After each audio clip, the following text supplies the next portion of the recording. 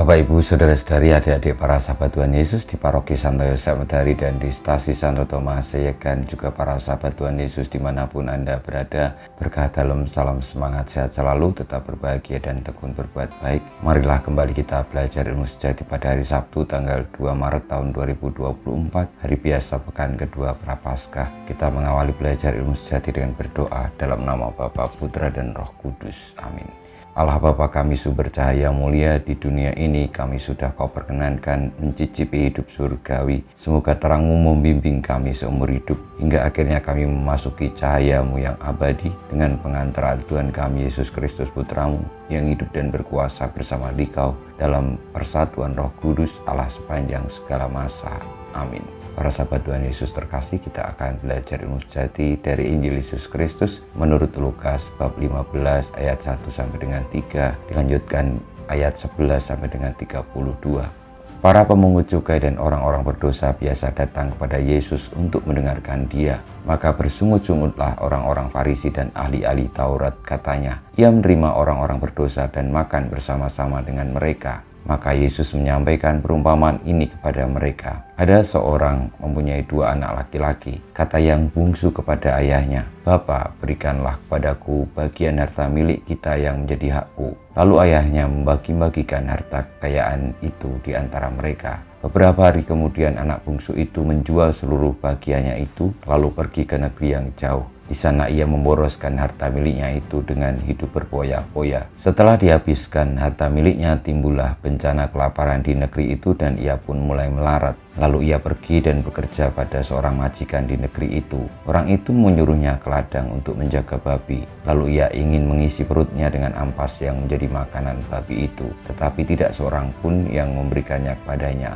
Lalu ia menyadari keadaannya, katanya, betapa banyak orang upahan Bapakku yang berlimpah-limpah makanannya, tetapi aku di sini mati kelaparan. Aku akan bangkit dan pergi kepada Bapakku dan berkata kepadanya, Bapa, aku telah berdosa terhadap surga dan terhadap Bapa. Aku tidak layak lagi disebut anak Bapa. Jadikanlah aku sebagai salah seorang upahan Bapa. Maka bangkitlah ia dan pergi kepada bapaknya. Ketika ia masih jauh, ayahnya telah melihat dia. Lalu tergeraklah hatinya oleh belas kasihan. Ayah itu berlari mendapatkan dia, lalu merangkul dan mencium dia. Kata anak itu kepadanya, Bapa, aku telah berdosa terhadap surga dan terhadap Bapa.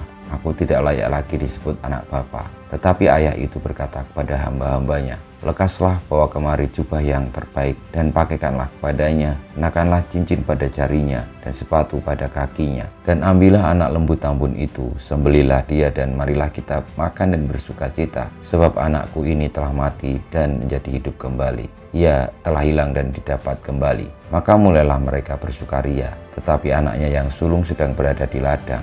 Ketika ia pulang dan dekat rumah, ia mendengar bunyi seruling dan nyanyian tari-tarian. Lalu ia memanggil salah seorang hamba dan bertanya kepadanya apa arti semuanya itu.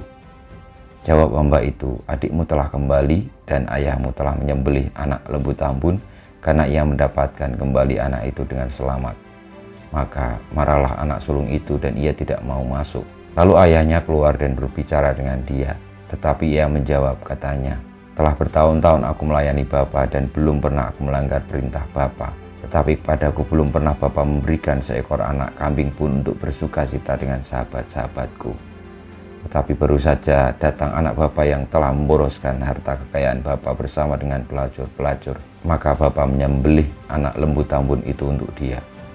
Kata ayahnya kepadanya, anakku, engkau selalu bersama-sama dengan aku dan segala kepunyaanku adalah kepunyaanmu. Kita patut bersuka cita dan bergembira karena adikmu telah mati dan menjadi hidup kembali. Ia telah hilang dan didapat kembali.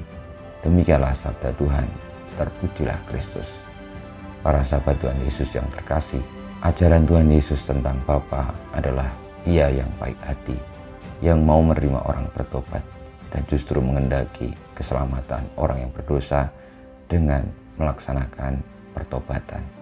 Maka marilah kita menerima kasih Bapa dengan terus membangun sikap tobat dan juga mau dengan rendah hati bahwa Tuhan senantiasa mengendaki pertobatan kita, kembalinya kita kepadanya, dan juga ketika akhirnya kita boleh memiliki hati seperti Bapa yang mau mengampuni dan mau mencari menyelamatkan mereka yang dikasih Bapa juga.